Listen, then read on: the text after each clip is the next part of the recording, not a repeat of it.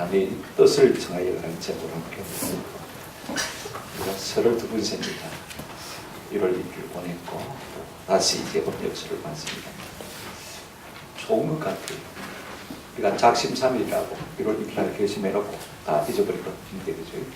다시 결심할 수 있게 되면 참 감사하고, 사람은요 무릇 뜻이 있어야 앞으로 달려나갈 수 있어요. 세월을 구별할 수 있는 은혜가 있습니다. 제가 16살 때 이 말씀을 듣고 마음의 결심에 들었는데 지금 이 자리에 있지는 않았을 거예요. 이 말씀을 안 들은 것은 아닐 텐데 그죠?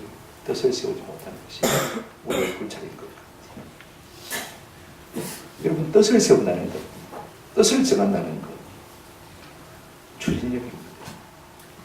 동시에 나아갈 방향을 확보하게 하는 것입니다. 바보는 뭐든지 생각만 합니다. 내가 그렇게 할 것이다. 앞으로 할 것이다. 그러면서 뜻을 정하지도 않고 실행에 옮기지도 않는 증거를 수고했습니다. 그러나 다니엘은 달랐습니다. 지금 다니엘의 나이 16살 정도밖에 안 되는데 그때 하나님 앞에 성실하게 살기로 마음에 딱 뜻을 세우는요, 일평생 그렇게 살다가 죽었어요. 그럼 그게 세 가지 면에서 뜻을 정했습니다. 첫째가 뭐냐면 하나님과 왕입니다. 하나님은 눈에 보이지 않고 왕은 지금 당장 커 보입니다. 그죠? 그 사이에서 누구를 택했습니까? 하나님을 쫓아 살기로 마음을 결정했습니다. 그런가 하면 둘째가 뭐냐면 이름이 다니엘이지만 원래 바벨론 포로로 잡혀가면서 벨드사살로 바뀌었습니다. 다니엘은 하나님이 나의 재판장이시다 라는 뜻이고, 벨드사살은 베르신의 종이다 그 말인 것입니다.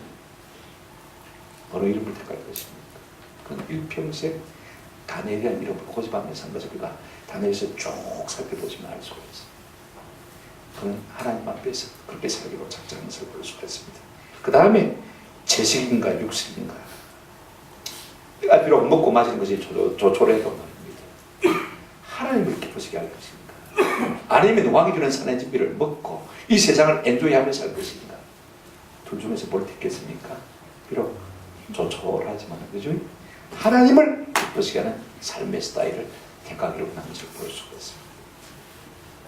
여러분, 이사야 32장 8절에 존귀한다는 존귀한 일을 계획한다고 했습니다. 결정한다고 했습니다. 그러므로 그는 항상 존귀한 일에 서리라라고 말씀하신 것을 우리가 기억할 필요가 있습니다. 하나님 앞에서 뜻을 정한 이 다니엘에게 하나님께서 크게 두 가지 은혜를 주셨어요. 사람 앞에서 은혜와 긍휼을 입게 하시는 은혜를 주신 것을 볼 수가 있습니다. 또 하나는요, 하나님께서 자꾸 지혜와 지식과 총명과 명철을 주시고 신령한 은사를 주셔서 사람 앞에 그를 자꾸 존귀케 하는 것을 볼 수가 있습니다. 하나님 앞에 뜻을 정한 다니엘에게 하나님께서 그와 같은 은혜를 주셨다는 말인 것입니다. 그래서 하나님의 뜻을 이루게 하셨고 역사 속에서 하나님의 아름다운 종으로 쓰임받게 하신 것을 우리가 볼 수가 있습니다. 저는 우리가 다니엘을 보면서요, 우리가 좀 도전을 받았으면 참 좋겠습니다. 이 설명기를 앞두고 이제 남은 생을 우리가 어떻게 살 것인가 좀 마음의 결단한 은혜가 있기를 주의 이름으로 축원합니다. 그리고 하나님 앞에서 은혜를 입고, 그죠? 그 다음에 하나님께서 지혜와 지식과 총명을 주심으로 말미암아 하나님 앞에서 존귀케 되는 놀라운 은혜를 입는 저와 여러분 되시기를 주님의 이름으로 축원합니다. 우리가 첫째로 생각할 것은요, 굉장히 중요한 이야기입니다. 한번 따라합시다. 하나님만이 역사의 주관자이십니다. 이걸 우리가 바로 믿으면요, 어떤 환경에서도 낙심하거나 요동하지 않을 수도 은혜가 있습니다. 어떤 환경 가운데서도 내가 하나님보다 앞서지 않을 수도 은혜가 있는 것입니다. 쉽게 말하면요, 하나님이 역사의 주관자이신 것을 믿으면 경거망동하지 않을 수가 있다는 것입니다. 함부로 지리 낙심하거나 함부로 앞서서 설치거나 하지 않을 수 있는 은혜가 있다는 것입니다. 하나님은요, 때와 시기를 정하시는 분이고 왕들을 세우기도 하시고 피하기도 하시고, 그죠? 그 다음에 모든 인사 정책을 하나님이 주관하시는 것입니다. 사람을 적재적소에 두시기도 하시고 말입니다. 사람의 마음을 본물처럼 움직이기도 하시는 분이신 것을 볼 수가 있습니다. 한마디로 말하면 하나님만이 역사의 출입바퀴를 돌리시다는 사실인 것입니다. 그게 어디 있습니까? 오늘 1절 보시기 바랍니다. 유다왕 여호야김이 다스린 지 몇 년이 되는 3년이 되는 해에 바벨론 왕 느부갓네살이 예루살렘에 이르러 성을 뭐 했더니 에워쌌다. 하나님께서 지금 유다를 달아보고 계시는데 누구 왕 때요? 요야김 왕. 하나님께서 누구로 하여금 바벨론 왕 느부갓네살로 하여금 어디를 에워싸게 하셨습니까? 예루살렘 성을 에워싸게 하신 것을 볼 수 있습니다. 우리가 거꾸로 역사를 올라가면 좀 이해가 되죠. 유다가 망할 때 왕이 누구냐면 시드기야 왕입니다. 그죠? 그 다음 왕이 누구냐면 요야김 왕이고, 그 다음 왕이 누구냐면 요양임 왕입니다. 쉽게 말하면 이제는 유다가 망할 때가 됐다는 사실입니다. 모든 시기와 때를 정하시는 분이 누구라고요? 하나님이신 것을 볼 수가 있습니다. 2절 보시기 바랍니다. 하나님은요 뿐만 아닙니다. 사람을 세우시기도 하고 피하기도 하시는 것을 볼 수가 있습니다. 2절 주께서 유다왕 요야김과 하나님의 전 그릇 얼마를 그의 손에 넘기심에 그가 그것을 가지고 신할 땅 자기 신들의 신전에 가져다가 그 신들의 보물 창고에 뭐했더라? 두었더라. 두 개의 주와 두 개의 동사가 나오는 것을 볼 수가 있습니다. 자, 첫째 보시기를 바랍니다. 누가요? 주께서 유다왕 요야김과 하나님의 전 그릇 얼마를 누구의 손에 넘겼다고요? 그의 손에. 하나님께서 주께서 뭐 하셨다? 넘기셨다. 그 다음에 또 주가 두 번째 나오는데 그가 누구죠? 느부갓네살이 그것을 가지고 자기 고향 땅 자기 나라에 가서 그의 신전 창고에 이 모든 성전 기물들을 뭐 했다? 두었더라. 그렇게 말하고 있는 것을 볼 수가 있습니다. 여러분 주께서 넘기셨다. 이거 우리가 기억할 필요가 있습니다. 그 다음에 느부갓네살이 그것을 가지고 와서 거기에 두었더라. 2장 21절 말씀대로 하나님은 왕들을 폐하시고 왕들을 세우시는 것을 볼 수가 있습니다. 지금 하나님은 요야김을 폐하시고 하는 것을 볼 수가 있습니다. 그리고 누구를 사용하십니까? 느부갓네살을 사용하고 있는 것을 볼 수가 있습니다. 여러분 대제국의 힘으로 뭐든지 할 수 있을 것 같지만 꼭 그렇지만은 않습니다. 전에 아수르 대제국이 있었습니다. 그렇죠? 그런데 사내립 왕이 18만 5천 군대를 데리고 와서 예루살렘 성을 에워쌌습니다. 이겼습니까? 못 이겼습니까? 못 이겼습니다. 하나님께서 한 천사를 보내서 하룻밤에 이 18만 5천 아수르 대군사를 수장이 되게 만드신 것을 볼 수가 있습니다. 대제국의 왕이 쳐들어왔는데 이기지를 못했어요. 누가 역사하십니까? 하나님 역사하신 것을 볼 수가 있습니다. 그런데 지금은요 바벨론 제국에 이 느부갓네살 왕이 쳐들어왔습니다. 에워쌌습니다. 그런데 하나님께서 어떻게 답을 했습니까? 넘기셨다. 그렇게 말하고 있는 것을 볼 수가 있습니다. 그래서 이제 요야김 왕을 바로 끌고 가고 성전에 있는 금으로 만든 기물들을 다 가지고 왔습니다. 그리고 자기들의 신전 창고에 그것을 둔 것을 볼 수가 있습니다. 그렇다면 왜 하나님께서 유다를 자기 백성인데 지구로 하면 교회인데 교회를 세상 가운데 넘기신 것입니까? 이 유다 백성들이 교회가 하나님의 창조 목적대로 살지 못하기 때문에 그렇습니다. 하나님께서 교회를 택해서 부르신 이유가 무엇입니까? 이사야 43장 7절에 보면 내 이름으로 부르짖는 모든 자 곧 내가 내 영광을 위하여 창조한 자 그랬습니다. 누구의 영광을 위해서요? 하나님의 영광을 위해서 지었다, 불렀다 그렇게 말하고 있습니다. 하나님의 영광을 위하는 방법이 무엇입니까? 이사야 43장 21절에 보면 이렇게 말씀하고 있습니다. 이 백성은 내가 나를 위하여 전 날에 함따랍시다. 나의 찬송을 옛날 번역에는 부르게 하려 합니다. 나를 찬송하게 하려 합니다. 노래하라 말입니까? 아닙니다. 예배하기 위해서 우리를 부르시다고 말씀하는 것을 볼 수가 있습니다. 우리가 하나님을 예배할 때 하나님이 뭘 받으십니까? 영광을 받으시는 것을 볼 수가 있습니다. 그런데 지금 유다 백성들이요 하나님을 예배하는 사람으로 부름을 받았음에도 불구하고 누구를 섬기고 있습니까? 우상을 극렬하게 섬기고 있는 것을 볼 수가 있습니다. 그런데 하나님께서 왕을 피하시고 느부갓네살 왕을 통해서 그를 징계하시는 것을 볼 수가 있습니다. 하나님은 모든 인사정책도요 주관하시는 것을 볼 수가 있습니다. 자 보십시오. 3절에 보시면 왕이 환관장 아스푸나스에게 말하여 이스라엘 자손 중에 왕족과 귀족 몇 사람 곧 흠이 없고 용모가 아름다우며 모든 지혜를 통찰하며 지식의 통달에 학문에 익숙하며 왕궁에 쓸만한 소년을 데려오게 하였고 그들에게 갈대아 사람의 학문과 언어를 가르치게 하였다. 이렇게 말하고 있는 것을 볼 수가 있습니다.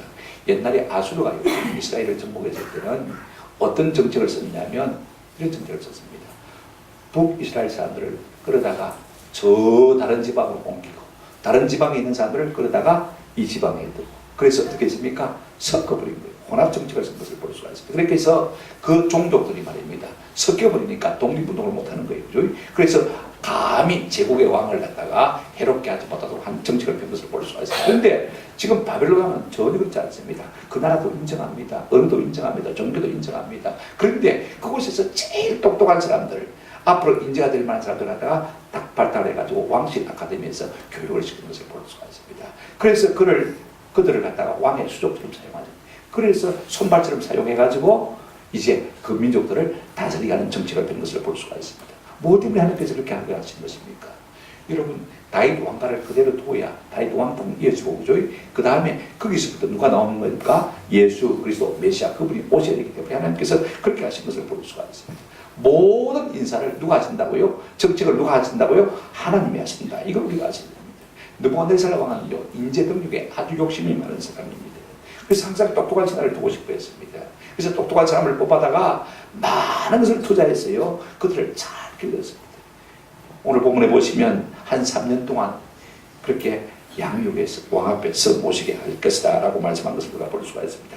그래서 누가 선발되었냐면요, 포로 가운데서 오늘 본문 5절 6절 보시기 바랍니다. 그들 가운데 유다 자손 곧 다니엘과 그 다음에 하나냐와 미사엘과 아사랴가 있었더라 라고 말씀하는 것을 볼 수가 있습니다. 여러분, 거발 프로젝트에 의해서 많은 유대인들이 거발 강가에서 토목공사를 하지 않으면 안 되는 중노동하게 되어 있습니다. 그런데 같은 포로이면서도 불구하고요, 이 네 친구는 특별히 하나님의 은혜를 입고 왕실 아카데미 학교에 입학을 하게 되고, 이제 그들이 졸업을 하게 되시면 왕을 모셔서는 고위직에 오르게 되는 것을 우리가 볼 수가 있습니다. 이렇게 하시는 분은 누구예요? 하나님이시죠. 내가 좀 서럽다 싶으면요, 하나님 앞에 은혜를 입는 길밖에 없습니다. 하나님, 내가 자존감이 너무 낮습니다. 내가 이래 살았다겠습니까? 하나님 좀 은혜를 주십시오. 그러면 하나님께서 은혜로 우리를 점점 높여주실 것입니다. 자, 그런데 이름을 보십시오. 이름에 공통점이 있습니다. 하나같이 그 이름 끝에 뭐가 있습니까? 엘이 있든지 아니면 야가 있습니다. 엘은 하나님이라는 뜻이죠. 나도 야훼죠. 하나님의 이름을 가지고 있는 것을 볼 수 있습니다. 그 이름 속에 그들의 시대한 고백이 있습니다. 다니엘의 이름은 뜻이 뭐냐면요, 하나님이 나의 재판장이십니다 하는 뜻이고, 그 다음에 하나냐는 야는 야훼죠. 여호와는 가난하면 이제 은혜로우시다. 여호와는 한번 따라합시다. 은혜로우시다. 여러분, 얼마나 좋은 이름들입니까? 신약의 요한이라는 이름과 똑같습니다. 그 다음에 세 번째가 무엇입니까? 6절에 보시면 미사엘, 미가라는 이름과 똑같습니다. 미가야라는 이름과 똑같습니다. 야훼 같은 선가 누구시냐? 그러니까 그때 엘이니까, 하나님 같은 분이 누구시냐? 하나님 같은 분은 없다, 그죠? 그런 고백적인 이름이 담겨 있는 것을 볼 수가 있습니다. 그 다음에 뭐라고 했습니까? 마지막이 아사랴. 아자를 하면요, 도우신다는 뜻입니다. 에벤 에셀 할 때 에셀을 그렇게 도우신다. 누가요? 야훼가. 하나님이 도우신다. 그들의 이름 속에 그들의 시대한 고백이 다 들어있는 것을 볼 수가 있습니다. 한결같이 그들은 하나님을 신뢰하고 의지하는 사람들인 것을 볼 수가 있습니다. 그들에게 하나님께서 은혜를 베푸셔서 이제 왕실 아카데미에 입학을 하게 하신 것을 볼 수가 있습니다. 그런데 여러분, 중요한 것은요, 이제 나라가 바뀌었지 않습니까? 그죠? 그 다음에 언어가 바뀝니다. 그죠? 왕이 달라졌습니다. 이제 창시 개명까지 나가는 것을 볼 수가 있습니다. 7절 보실까요? 황관장이 그들을 맡은 이제 그 책임자가 이렇게 말합니다. 이름을 고쳐서 다니엘은 뭐라고 했습니까? 벨드사살이라 하고, 하나냐는 사덕이라 하고, 미사엘은 메색이라 하고, 아사랴는 뭐라고 했습니까? 아벤노고라 이름을 지은 것을 볼 수가 있습니다. 자, 여러분, 벨드사살은 벨의 종이라는 뜻입니다. 벨의 신이거든요. 아바이벨의 신입니다. 그 다음에 보시면 뭐라고 했습니까? 하나냐는 뭐라고 했죠? 7절 보시기 바랍니다. 하나냐는 사드락이라 하고, 락의 제자라는 뜻입니다. 락의 제자. 애굽의 신, 바벨론의 신입니다. 그 다음에 미사엘은 뭐라고 했습니까? 메삭, 사악의 뭐라고 할까요? 사악의 종 이렇게 뜻하고 있습니다. 그 다음에 아샤라는 아벤노고라고 했습니다. 너고신의 뭐라고요? 종이다. 이렇게 전부 이방신의 이름을 붙여가지고 그 종들이나 제자의 이름으로 그렇게 갖다 붙인 것을 볼 수가 있습니다. 그러니까 이방 이름으로 다 개종을 시킨 것이죠. 전에는 이름이 신앙 고백적인 이름인데, 이제는요, 세상신을 위한 사람으로 그 이름이 바뀐 것을 볼 수가 있습니다. 여러분, 이것이요, 세상이 우리에게 요구하는 것들입니다. 뭘 가지고 우리에게 그렇게 요구하냐면요, 왕의 삼의 진미를 가지고, 왕의 진미와 포도주를 가지고, 세상에 좋은 것을 가지고, 성공과 출세라는 그런 마시멜로를 가지고 우리와 이거 자꾸 하나님을 섬기는 사람이 아니라 세상을 섬기는 사람으로 그렇게 바꿔가는 것을 볼 수가 있습니다. 뭘 지고 그렇게 하는 것입니까? 월급 봉투를 지고 명예를 지고 관직을 지고 자꾸 우리에게 네가 우리 따라오라, 그렇게 자꾸 세상을 우리를 그렇게 끌어가는 것을 볼 수가 있습니다. 저 그전에는 어떤 사람이든지 상관없이 이제는 세상신과 세상을 왕위에서 살라고 요구하는 줄 우리가 볼 수가 있습니다. 그러면요, 다니엘과 세 친구는 지금 위기를 맞은 것입니다. 그죠? 그런데 어쩌면 하나님이 실패할 수도 모르겠습니다. 어떻게 되는가 우리가 조금 두 번째 계기로 넘어가서 생각해 보십니다. 두 번째로요, 그렇게 해서 세상 신에게 속해 되고 세상 왕에게 속해 되는데 놀라운 것은요, 그 와중에 다니엘이 뭘 정합니까? 뜻을 정하는 것을 볼 수가 있습니다. 자 보십시오. 포로로 잡혀와서니까 나라가 달라졌고 왕도 달라졌고, 그죠? 그 다음에 이름도 바뀌었습니다. 그죠? 그 다음에 뭐도 달라졌습니까? 그들의 언어도 이제는 바뀌었습니다. 히브리어가 아니라 바벨론을 써야 되지 않습니까? 모든 것이 바뀌었는데, 그러나 바꿀 수 없는 것이 하나 있습니다. 무엇입니까? 하나님을 향한 뭐요? 믿음은 바꿀 수가 없습니다. 그들이 모든 것을 다 뺏어갈 수 있었는지 몰라도요, 그들 마음 가운데 있는 하나님을 경외하는 시간만큼은 세상 사람들이 어떻게 할 수가 없다는 것이, 오히려 그 와중에서 그들이 포기하지 않냐고 낙심하지 않냐고, 이제 10대에서밖에 안 되는 그 청소년들이 딱 믿음이 굳어진 것을 볼 수가 있습니다. 얼마든지 세상 물길에 맡길 수가 있습니다. 낙심할 수가 있습니다.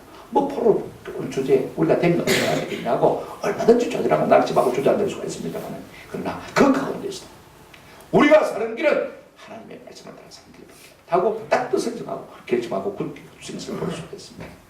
여러분, 우리가 하나님 앞에 부름을 받은 것은요, 잘 먹고 잘 살기 위해서 부름을 받은 것겠다고 합니다. 좋은 집에 살고 좋은 차 타라고 하나님 우리를 부르시는 사람입니다.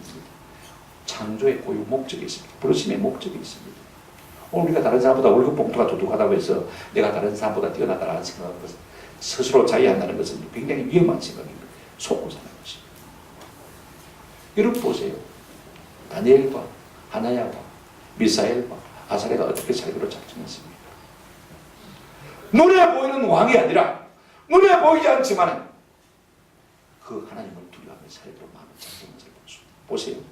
첫째로 8절 보시기 바랍니다. 다니엘은 뜻을 정하여 왕의 음식과 그가 마시는 포도주로 자기를 더럽히지 아니하리라, 그렇게 결심한 것을 볼 수가 있습니다. 마음의 뜻, 목적을 세웠습니다. 여러분, 우리가 마음의 뜻을 세우면요, 다른 사람이 우리를 함부로 할 수가 없는 그런 은혜가 우리에게 주어지는 것을 볼 수가 있습니다. 뜻을 정한다는 것은요, 한 방향을 바라보고 다른 방향은 버린다는 것입니다. 뜻을 정한다는 것은 상황에 따라 살지 아니하고 되는 대로 살지 아니하고 뭐대로요? 말씀대로 살겠다는 것을 의미하는 것을 볼 수가 있습니다. 지금 다니엘이 어떤 것에 뜻을 세우고 있습니까? 한번 더 합시다. 왕의 살의 진미로 자신을 더럽히지 않게. 왕의 음식이 여러분 얼마나 풍성하겠습니까? 우리 앞에 그 파티가 있습니다만은요, 한 번씩 가보면 얼마나 좋습니까?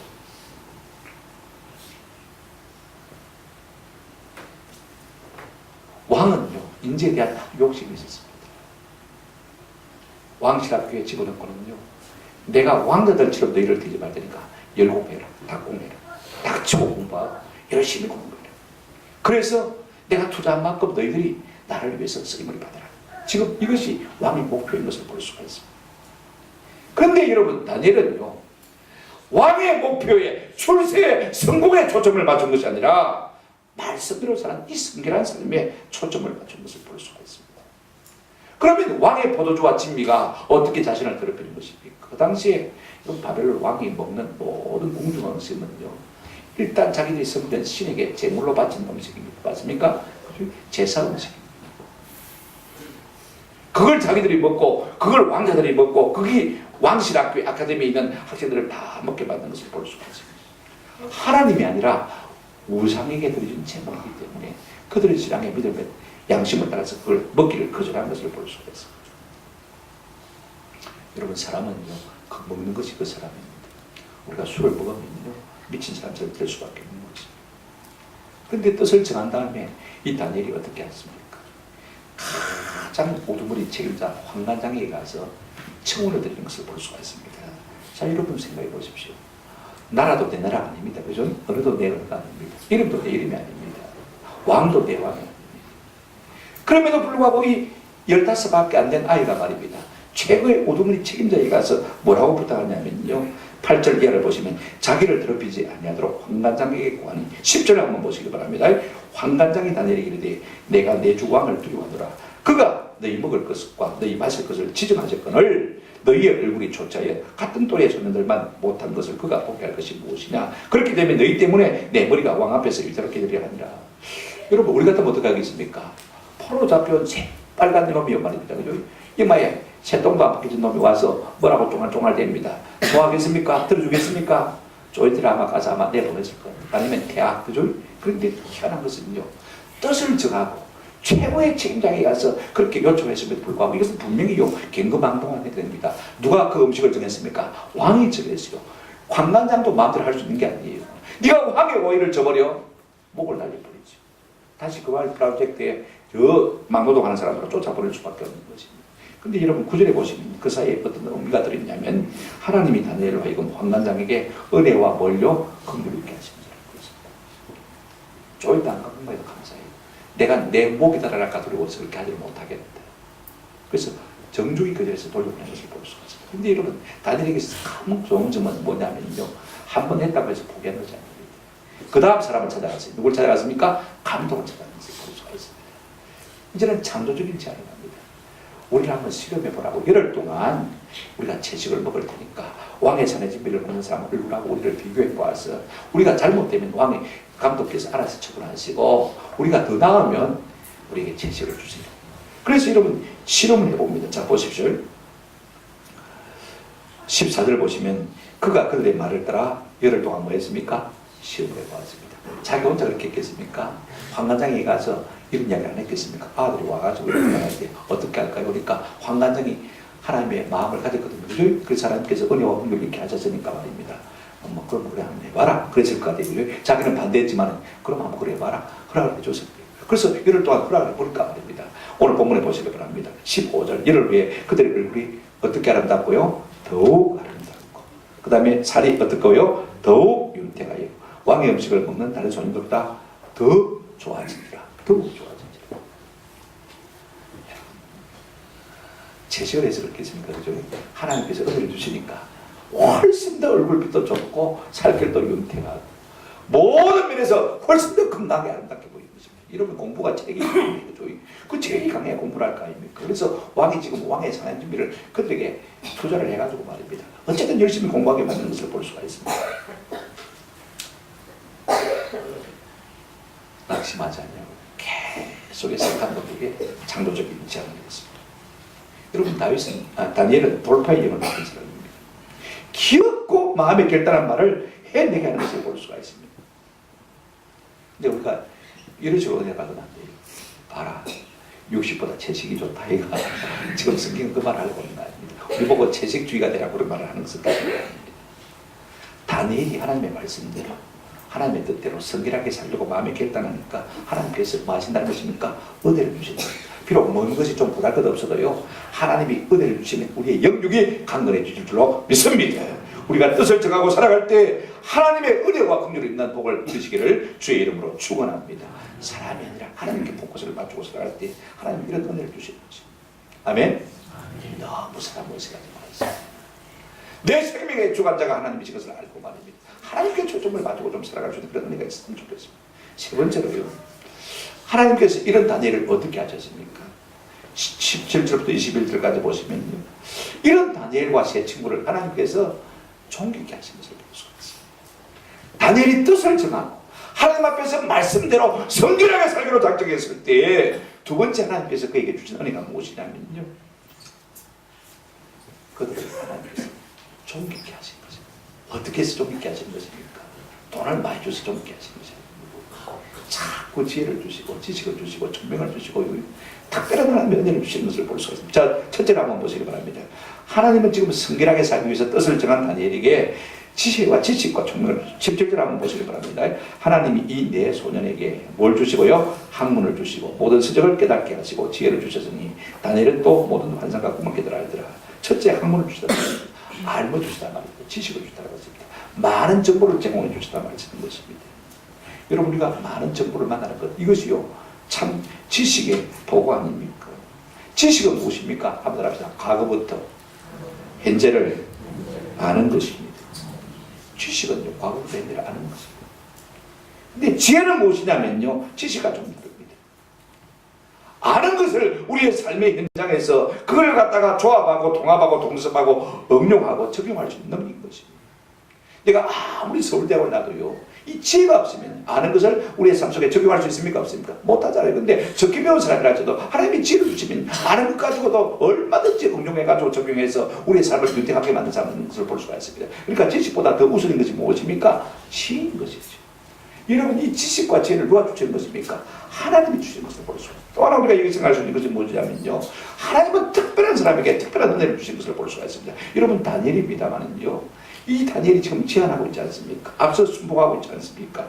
우리가 17절을 옛날 성경 개역 번역으로 보시면 참 좋아요. 한번 보실까요? 하나님이 이 내 소년에게 지식을 얻게 하시며 모든 학문과 재주에 명철하게 하신 외에 다니엘은 또 모든 이상과 몽조를 깨달으리라고 했습니다. 하나님은 다니엘을 더 특별하게 은혜 주신 것을 볼 수가 있습니다. 그 외에 우리 성경 그냥 막 그리고 또 이렇게 번역했습니다. 1910년도 번역한 성경, 그 다음에 1950년도 번역한 우리 개역개정, 그 다음에 개역 한글, 그 다음에 지금 이제 80년대, 2000년대 번역된 지금 우리가 하는 개정 성경. 어떤 연구학자가요, 비교를 했더라고. 원문과 어느 것이 정확하냐. 1910년도 번역한 성경이 원문과 일치해서 가장 정확하고 7배나 지금 못하대요. 제가 그저께 논문을 읽으면서 봤는데, 이게 유진 피터슨 목사님이라는 분이 메시지 성경을 번역했거든요. 이분은 이제 성경의 문맥에 의미를 갖다가 잘 간파하고 성경을 읽고 묵상하면서 이 부분을 이렇게 번역했더라 보니까 인 에디션 단어를 갖다가 하나 더 추가를 했어요. 한번 더 합시다. 덤으로, 부가적으로, 추가적으로 다니엘에게는 미래를 알 수 있는 지혜를 주신 것을 볼 수가 있습니다. 자, 지식은 뭐라고 했습니까? 과거부터 현재까지 하는 것. 그죠? 그 다음에 지혜는 뭐라고 했습니까? 그 모든 것을 현재의 삶에 적용할 수 있는 능력. 그 다음에 이제 모든 몽조와 이상을 깨달아 알려는 말은 무슨 말이냐면요, 미래를 깨달아 알 수 있는 능력을 주는 것입니다. 여러분, 미래를 알 수 있는 것은 누구의 영역입니까?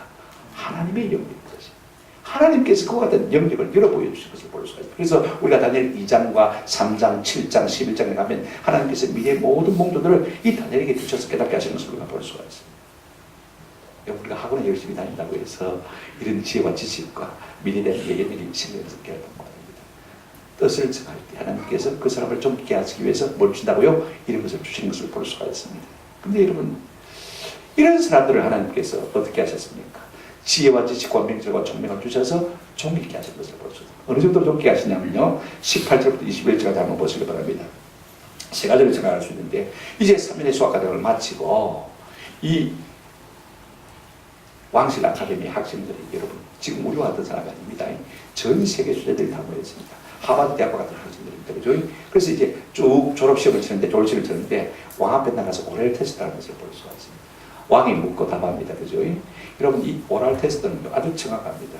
종이에 뭐 몇 자 쓰는 거요, 별 볼 일 없어요. 그건 사실 지식을 모릅니다. 자기 아는 것 그대로 쓰는 거예요. 그러나 여러분, 오랄 테스트는요, 몇 번 물어보면 영락 없습니다. 저희 대학 다닐 때 히브리 교수님이 안현복 교수님인데, 이분은 시험을 어떻게 치냐면 자기 집에 하루에 5명씩 불러요. 그래서 오랄 테스트 합니다. 그러면 히브리서 성경을 펴놓고 읽어봐라, 번역해봐라, 한 군데를 짚어가지고 이게 왜 이렇게 되노 하고 묻습니다. 분의 분석을 해봐라. 문법적인 의미가 뭐고 왜 이렇게 변형이 되는가, 어떻게 하려고 할 수 있는데, 그 다음에 그 비슷한 문장을 내놓고 다시 한번 해봐라. 여러분, 2번째까지는 할 수 있는데 3번째 가면 막히기 시작합니다. 4번째는 더 못해요. 그러면 실력이 정확하게 드러나는 것을 볼 수가 있습니다. 지금 18절 보시기 바랍니다. 왕이 말한 대로 그들을 불러 그들을 일으키게 하는 자성으로 왕관장이 그들을 느부갓네살 앞으로 데리고 가니, 19절 왕이 그들과 말하여 보매 무리 중에 다니엘과 하나냐와 미사엘과 아사랴 같은 자가 없으므로 그들을 왕 앞에 서게 하고 그랬습니다. 이제 졸업시험을 오랄 테스트 해보시고 구두시험을 쳤는데 됩니다. 이 네 사람보다 똑똑한 사람이 없는 거예요.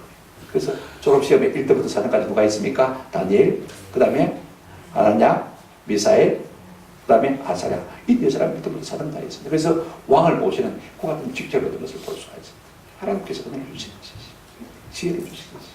그 다음 부분이 이제 조금 다른 부분입니다. 20절 한번 보시기 바랍니다. 이건 조금 장면이 다릅니다. 이제 그들이 이제 왕 앞에 모셔 서게 되었습니다. 이제 공문으로 이제 채용이 되어지는 거예요. 왕을 모시는 아주 높은 공분이 있습니다. 근데 20절 보시기 바랍니다. 왕이 그들에게 모든 일을 묻는 중에 이제 일을 하지 않습니까? 그죠? 뭘 일을 시켰어요. 또 일을 물었어요. 그러면요, 그 하는 일들이 얼마나 잘 매끄하게 하는지, 그 다음에 뭐 답을 얼마나 정확히 전하는지 말입니다. 그 지혜와 총명이 온 나라 박수와 무엇보다요, 술객보다 몇 배나 낫다고 했습니까? 10배나 낫습니다. 지금은 이제 학생들 아닙니다. 그죠? 같이 일하는 가운데서 왕이 보니까 말입니다. 다니엘을 보니까 어떻습니까? 이야, 일을 너무 잘해요. 미끄러미게. 야, 네 9급에서 7급이다. 그 다음에 다시 또 시켜보니까 또 다르거든요. 네 5급이다. 그죠? 앞으로 3급이다. 맨 나중에 네가 1등이다. 제일 앞에서. 그래서 왕 옆에 바로 모신 모습을 볼 수가 있습니다. 여러분, 이들이 성결을 목표로 세상 속에서 구별되게 사니까 말입니다. 하나님께서 은혜를 주시는 게 10배나 더한 지혜를 주셔서, 그죠? 왕 앞에 모셔서 하는 것을 볼 수가 있습니다. 점점 왕을 가까이 모셔주는 그런 은혜를 받는 것을 볼 수가 있습니다. 세 번째가 뭐냐면요, 21절을 보시기 바랍니다. 이게 참 중요한 것 같아요. 한번 따라 하시다. 다니엘은, 다 같이 읽겠습니다. 시작. 다니엘은 고레스 왕 원년까지 있으니라. 무슨 말입니까? 그만큼 오래 살았단 말입니까? 아니면 그토록 넓도록 고위가 오랫동안 자리를 잘 지켰다는 말입니까? 이 말씀은요, 그보다 훨씬 더 의미를 더 나가는 것을 볼 수가 있습니다. 그가 느부갓네살 왕 때, 그죠? 채택을 받고, 그죠? 왕 앞에 총리로 부름받지 않습니까? 그죠?